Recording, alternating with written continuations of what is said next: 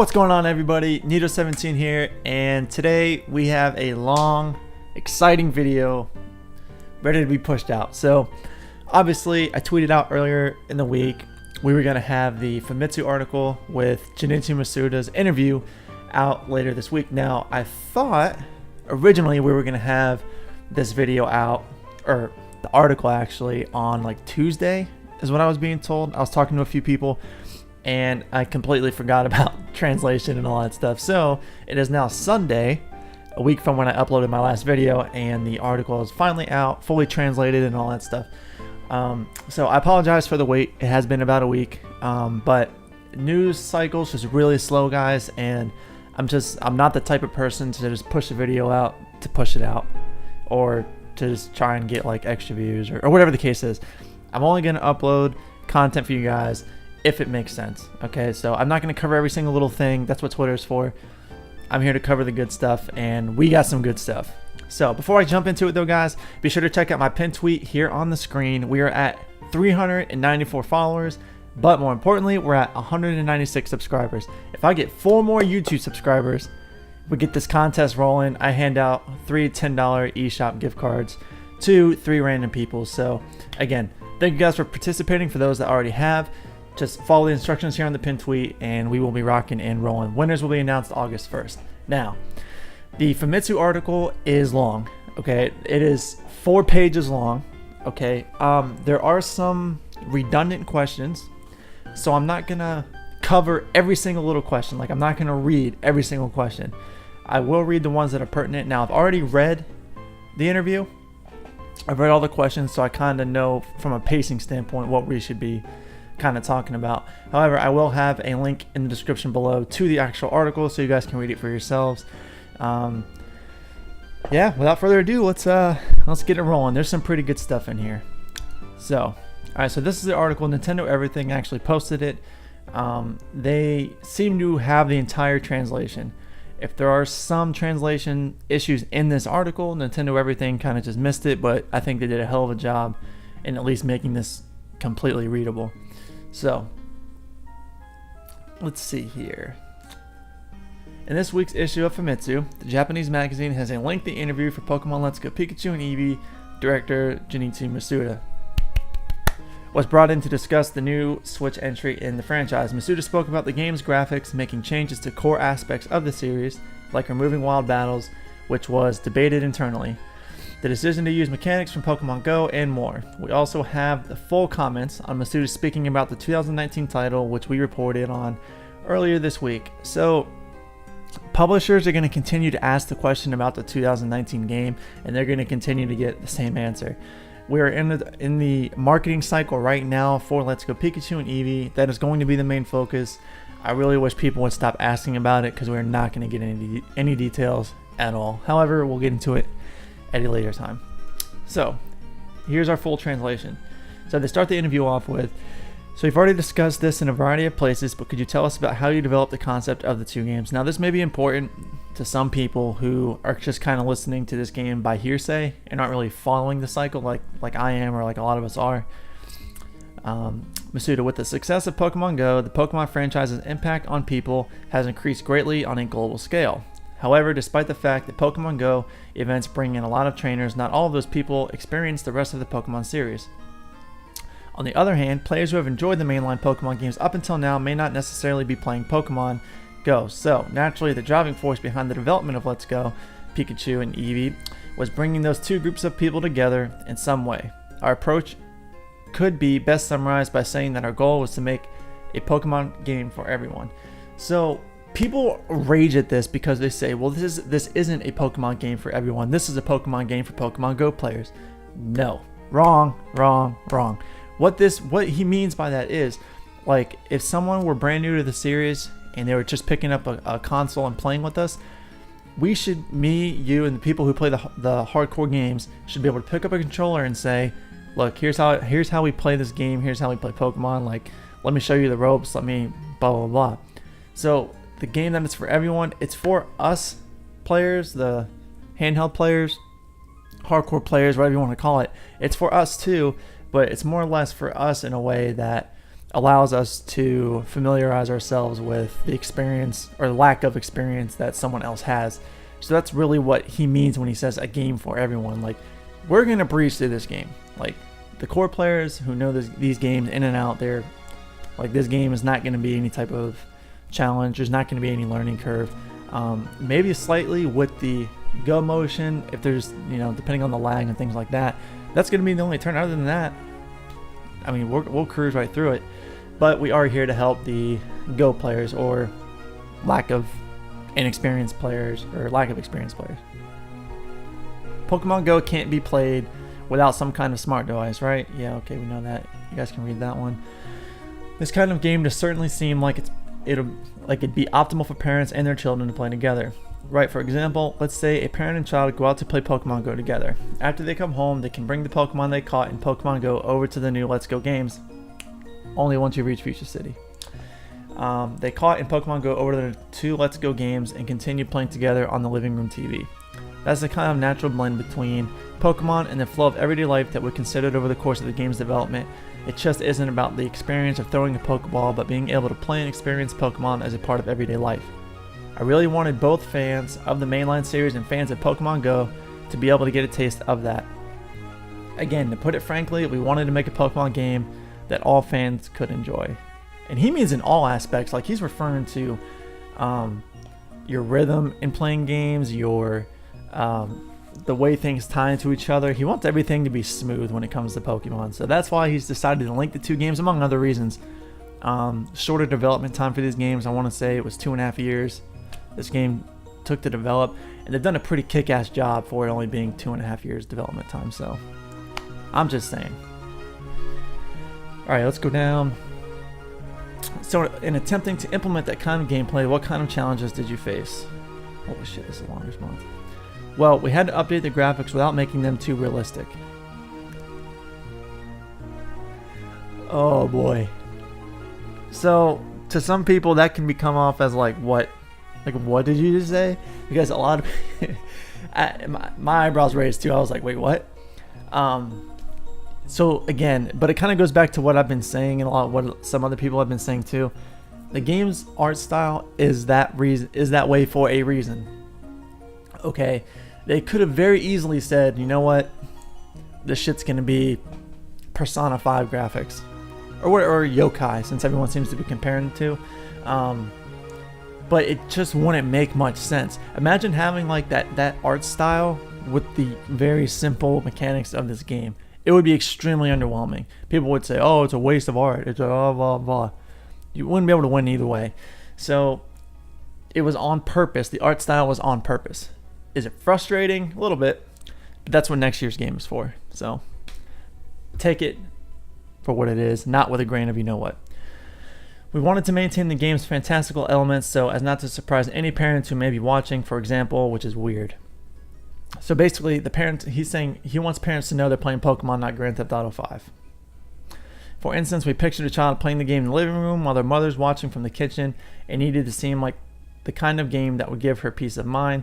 We based the sound design off of a similar philosophy. We were particularly conscious of the need to express a sense of gentleness and ease throughout the game's world, so we primarily utilized classical instruments. Personally, though, I'm quite the fan of fast-paced techno music. He laughs, which reminds me, I'm actually not not actually in charge of the music. That would be Mr. Kageyama, Shota Kageyama.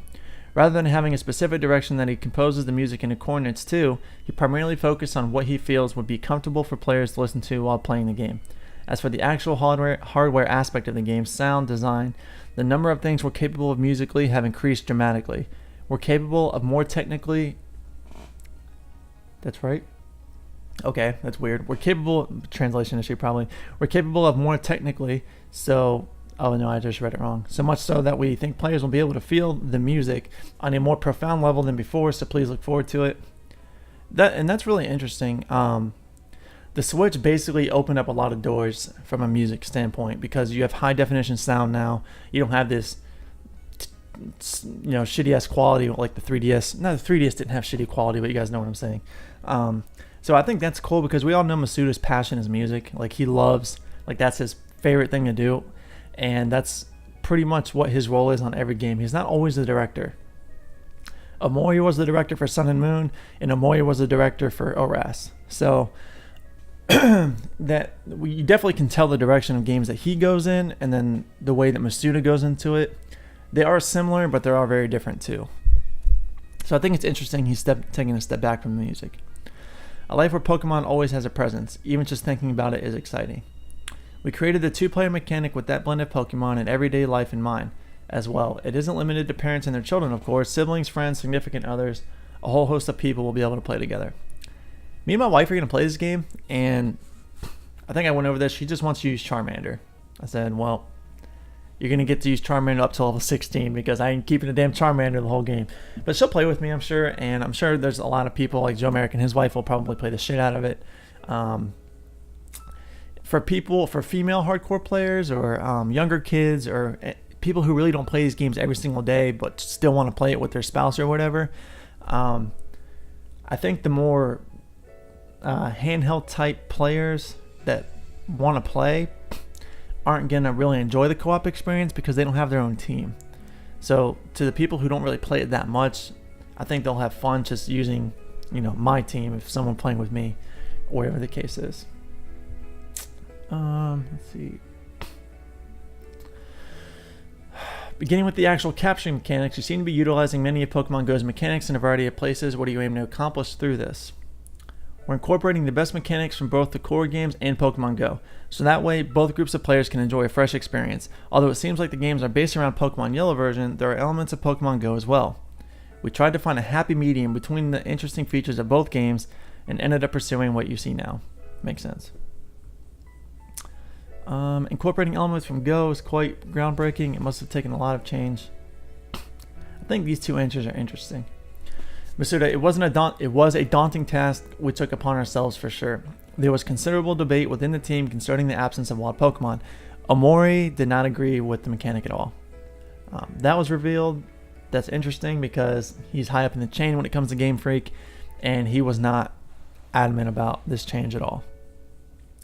Up until this point, I had been steadfast in defending the mechanics as a series director. So he's saying, no, I'm the director of the games. I've thought about you guys' opinions. We're going to move forward with the Go mechanics. I accept responsibility. So, again, someone's got to lay it down, and I give him credit for sticking to his guns because at the end of the day, it either works or it doesn't. We've had things in the past with Pokemon games that don't work, and you don't implement it again, or it's seen in a very minor aspect or very minor detail. So that's kind of how they're approaching it. Personally, I've always felt that the weakening and capturing the mechanic is a bit like fishing. There are people that aren't fans of that kind of strategy though. To that end, as I mentioned before, I wanted to make these games more enjoyable for a wider audience of fans. As such, we simplify the mechanics. i.e., I want Pokemon Go players to play this game. Until now, catching Pokemon has been vaguely reminiscent of fishing, whereas I'd liken the new mechanic to catching bugs with a net. I have to wonder if people will enjoy the sort of straightforward mechanic more so than the previous mechanic. We'll see. I think people will enjoy it just from the concept that you're actually doing something now. It's more intuitive. At the same time, from a convenience standpoint, like for the handheld games next year, we'll be able to put the Switch on our TV, navigate the menus, and hit the buttons to throw balls. So it just really depends on what your style is. We have only had one style this entire time. We don't know what a motion like feature is like. So people got to give it a chance and give a fair comparison. What do they prefer and what do they do not prefer? It's just the difficulty aspect of it interests me because it seems like the Go mechanic is going to be harder than the original style. Because if you run into a shiny and it's moving around and shit and you can't get the calibration part down and you're missing and the Pokemon runs away from you, it can be frustrating. So this may actually be harder than the original style. Actually, it is harder than the original style. Also, real quick, from a realistic standpoint, Masuda's approach here is much more realistic. In what world would a wild Pokemon in the wild just sit there and let you throw 60 Pokeballs at it without doing anything at all? Like without running, without getting pissed. You know what I mean? So them implementing this makes sense from a realism standpoint and an adventure standpoint. You're going to be able to throw maybe, I don't know, 7 to 10 balls, and then it's either going to run or you're going to catch it. That's realistic. So, I don't know. In hindsight, like, we'll see, but I think it's a more realistic approach to the experience that Pokemon is. Changing something so fundamental as the capturing mechanic would be difficult for somebody who isn't you, Mr. Masuda, wouldn't it? None of the younger staff could decide something so bold as that, I imagine, laughs. There's certainly plenty of other mechanics that'd be difficult to change, I guess. But if we as developers don't actively confront those kind of challenges, the series gameplay would become fixed and stale, wouldn't it? Of course, I agree, 100%. So to prevent that staleness, I'd like to keep proposing new ways of play without any reservations. Of course, there will be those that aren't satisfied with the changes. But even so, the driving idea behind these games is that they're for everybody to enjoy. Given that philosophy, I will do my best to make sure that future games will reflect the feedback we receive, both good and bad. And in a lot of areas, Game Freak accepts both types of feedback. Pokemon Ride has been a thing that has stayed since the 6th generation. Customization has been a thing that has stayed the 6th and 7th generation. So there have been things that they've kept along the way that a lot of people really, really like. And then they've done a better job of keeping the good things than they have about getting rid of the bad things. But at the same time, there aren't too many bad things. I mean, they've stayed pretty true to it pretty much the last 2 decades. So, I don't know. I think they've definitely done more good than bad. Obviously, the gameplay is significantly new, but as a whole, can you tell us the story has changed? So, I'm not going to read that one. Seems like it might be easier for even first-timers to progress through the game. How about battles and training Pokemon? Are they much different? He just basically says, you know, we changed the UI a bit, but the logistics of the battles themselves are largely the same. The way you've simplified certain areas of the gameplay makes it seem like the game will be fun for all types of players. Was having wild Pokemon appear on the map itself also a product of seeking a higher level of user-friendliness? Masuda says, I didn't really consider it at first, but the more I thought about catching Pokemon as catching bugs in a net, I decided to implement a system in which you could decide to catch a certain Pokemon after seeing it from a distance. In order to cultivate that sense of realism, I decided to have them viewable on the map. To me, that is my favorite part of this game so far. I've been playing Octopath Traveler, and the random battles, if there's anything that's stale for a game like Pokemon, it is random battles. I don't see a need for random battles at all. Like, ever.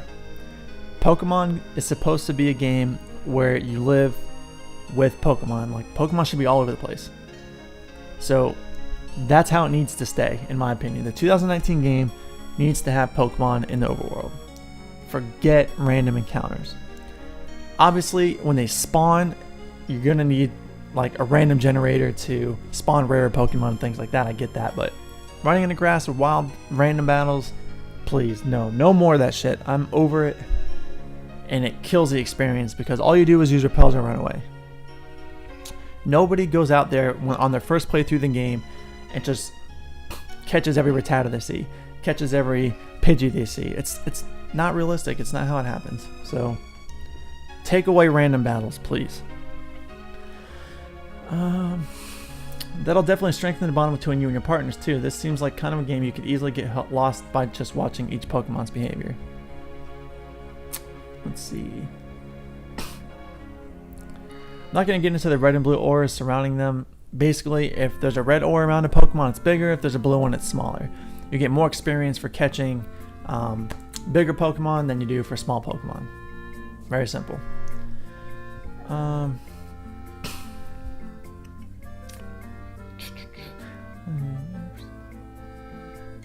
Alright, let's go to page 2.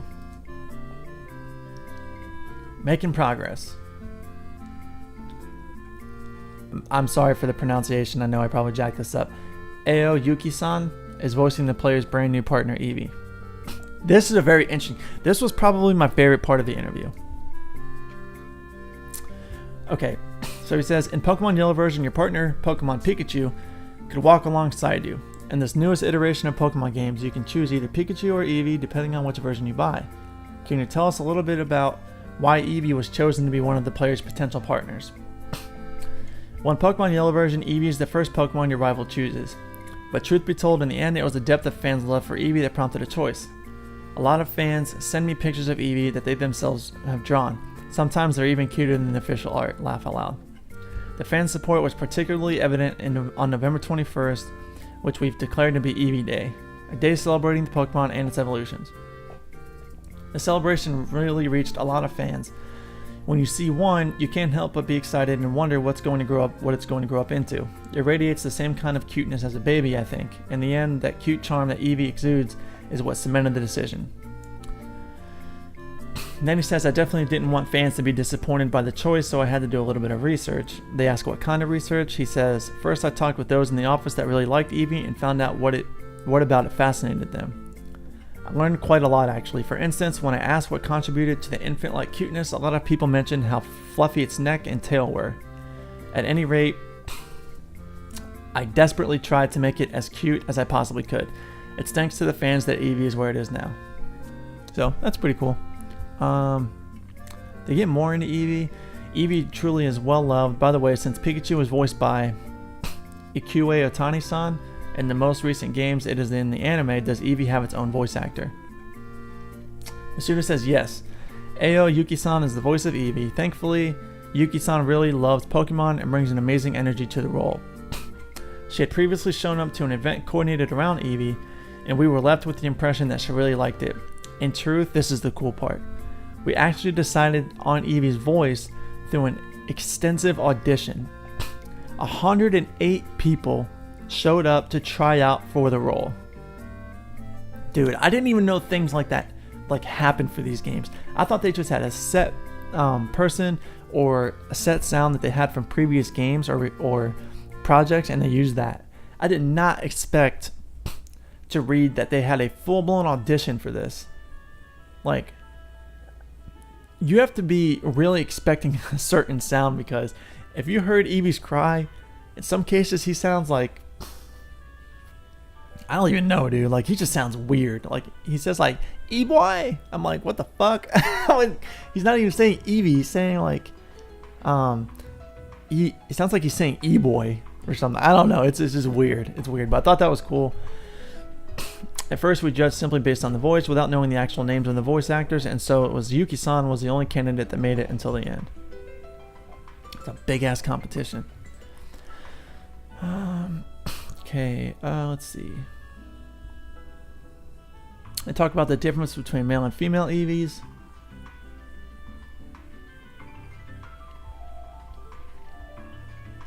He did bring in a different motion designer and requested that the two give their all to their respective Pokemon. So Eevee and Pikachu had their own motion developers. So those two Pokemon's motions are very, very specific and will be separate from others. And it's probably just because you have the mechanic, you know, of like when they're on your arm and you can play with them and stuff. So that makes perfect sense.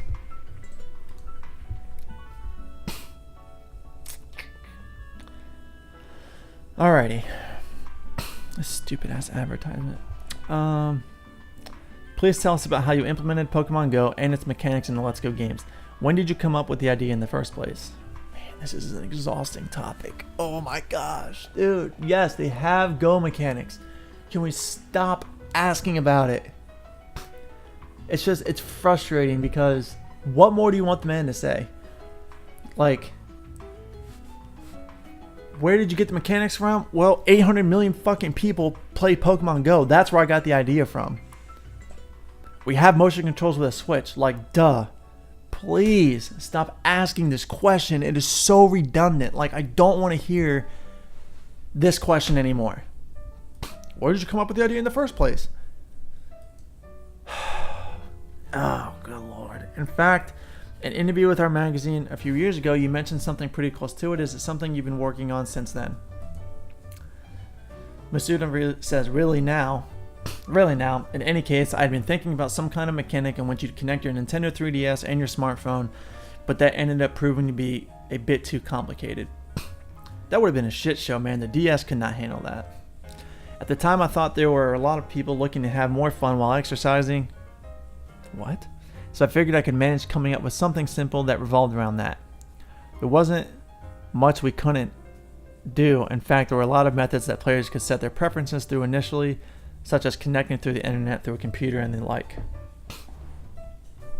Interesting. He says that doesn't seem to be too practical. In concrete terms, exactly how simple is connecting the devices? So it's basically just through Bluetooth. Bluetooth low energy is what it's called. So it's a lower frequency Bluetooth that allows it to connect to the switch, and then that's how the game and the phone do their thing. So pretty simple. Man, I need a drink. Fuck. That does seem pretty handy. Regardless, I didn't know you went through so much difficulty in order to implement such a feature. It was pretty difficult to understand. After a good deal of talks between Nintendo and Niantic, we were finally able to come up with a concrete idea. Nevertheless, even though we figured out how to connect smartphones with the Nintendo Switch, there are a variety of types of phones from a whole host of manufacturers. As such, we're doing our best to make the technology work with as many types of phones as we can. I guess they mean from a brand perspective, because there's only Android and iPhone. I guess there are some people who have Windows phones. Fucking weirdos. But yeah, I don't see that being an issue. Let's see.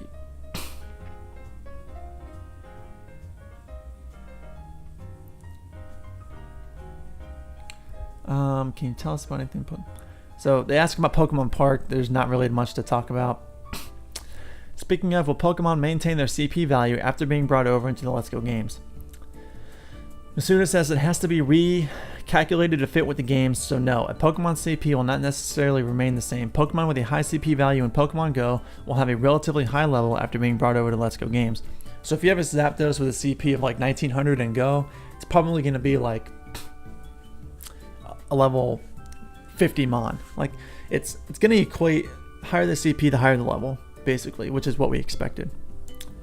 Then here it says, how do a Pokemon's level and CP differ? There's a translation issue. Well, for one, two Pokemon of the same level may have entirely different CP. This generally means that Pokemon with the higher CP must be better in some way. If anything, the CP value is only there so that fans who have played past entries in the mainline series can better understand the strength of their Pokemon. So basically, if I haven't played Pokemon Go, the CP, that allows me to understand what CP is. So, I mean, that makes sense. Because I don't play Go much. I know a lot of people do. I don't play Go much. It's hot as fuck here. It's like 96 degrees every day. Heat index of like 120.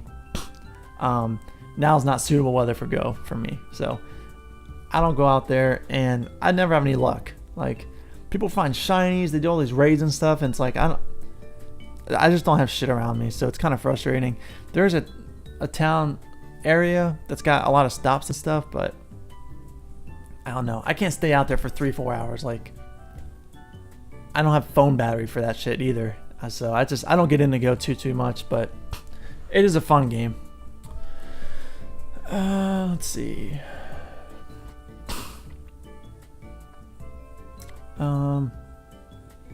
So here they talk about Alolan Pokemon, which is very interesting. So he says, around May 30th Pokemon press conference, there are some rumors that players may be able to befriend Alolan form Pokemon as well. Is there any way to catch these Pokemon aside from bringing them from Pokemon Go? So Masuda says Alolan Pokemon will not appear in the wild in-game. As such, they can't be caught in-game. However, it is possible to acquire them through means outside of Pokemon Go. I can't say exactly how to get them yet, but I will say that you get them through something that's a pretty well established part of the mainline Pokemon series. Probably. That is so interesting to me. He basically disregarded Pokemon Go and said, no, there's a way you'll get them. Similar to the mainline games, just, you'll see.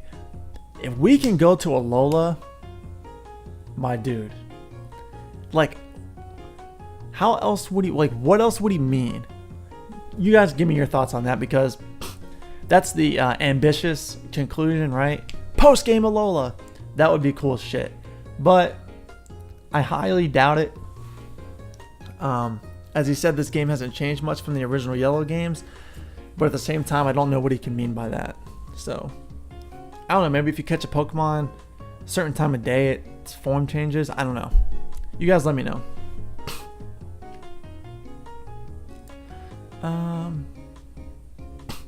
So this was a question. This was the biggest question that I have with this experience. This is the biggest thing for me.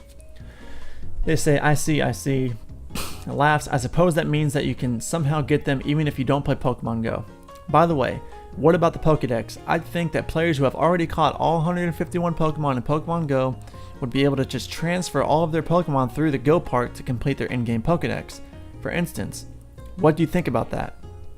And to me, that's my thing. It's like, the game is so anticlimactic in that regard.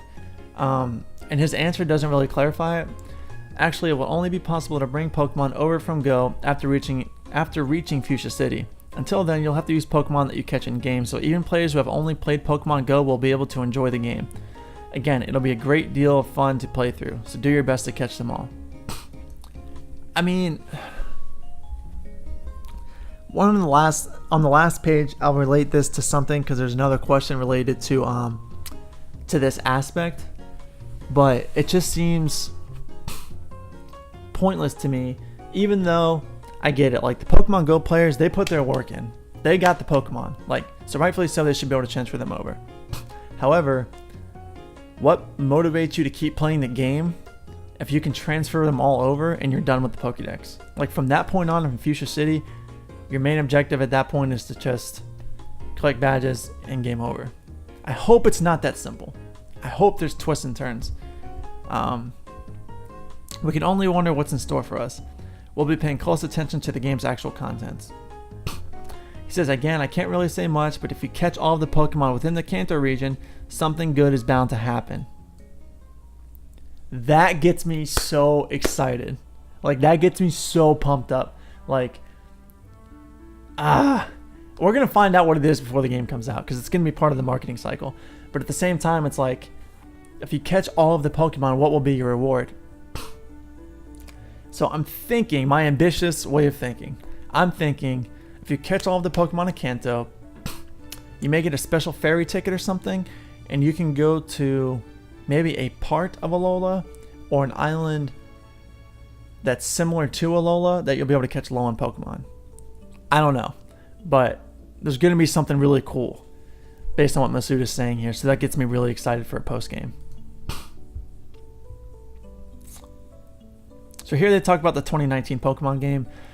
Not really much to go over though, guys, honestly, because they say the same things that they've been saying. Basically, the 2019 game is going to be more of a handheld type experience where people need to have their own Nintendo Switch. So that's really what it boils down to. And he just says look forward to it.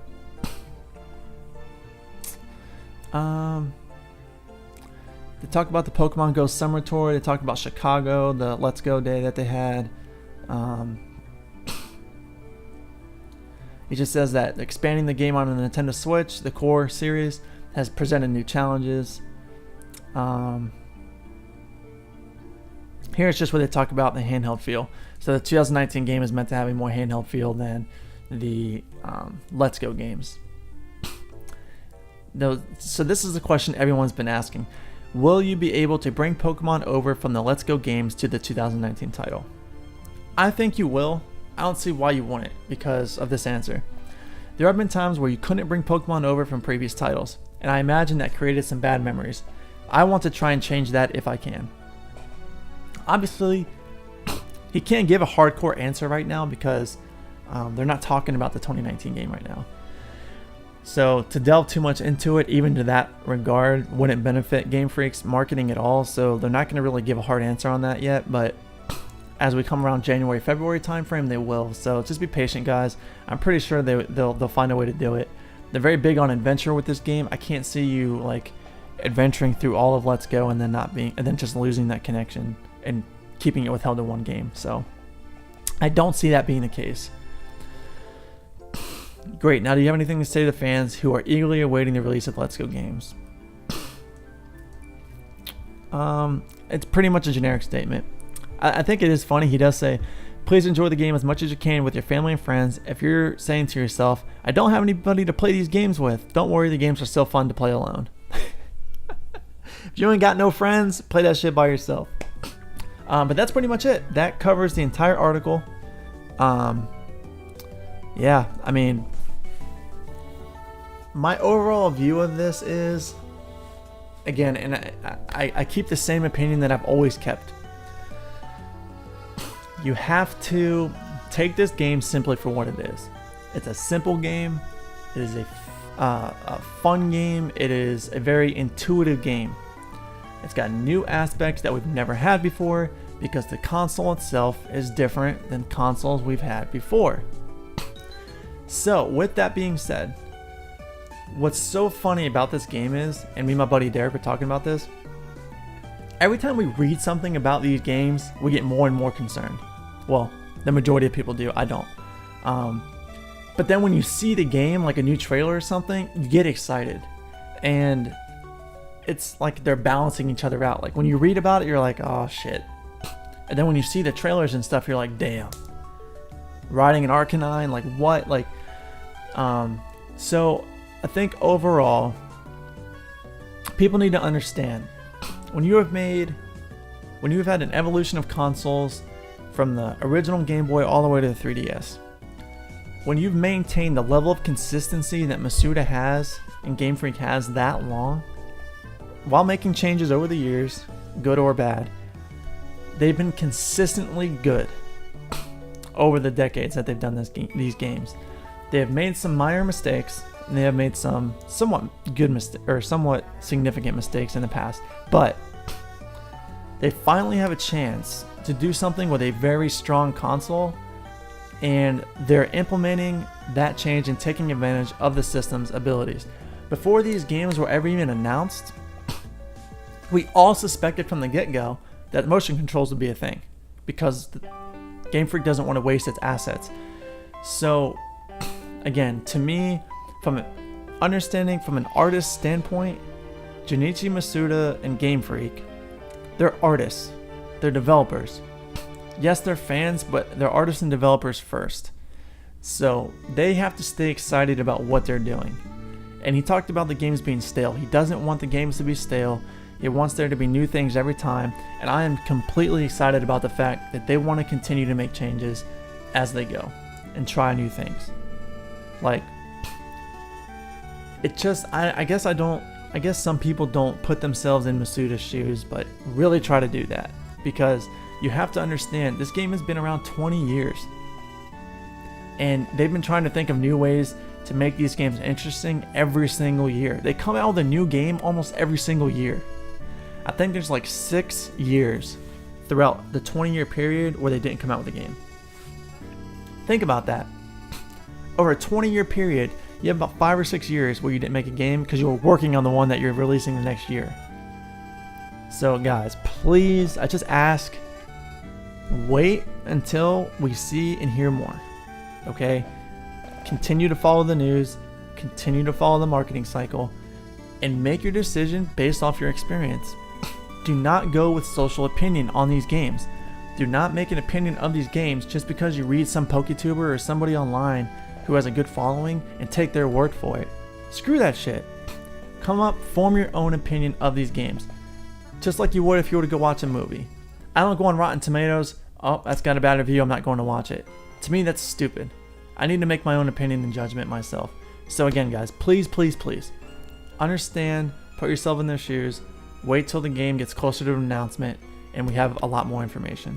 Until then, guys, thank you very much for watching. Please share this video, and again, don't forget to enter the contest, the monthly giveaway. Subscribe to me on YouTube. I need four more subscribers to 200, and then boom, we get it going. So thank you guys very much for watching. I appreciate your patience in watching this video. It was long, however, we covered the meats of this interview, and we were able to go over pretty much everything. So expect more news the first week of August, middle of August time frame. And I think it's going to start picking up in August. I think we may even get 2 bits of information in August, September, October, and then game time. So it's not too far away, guys. It's not too far away. So again, thank you guys very much for watching. Nido17, I am out. Peace.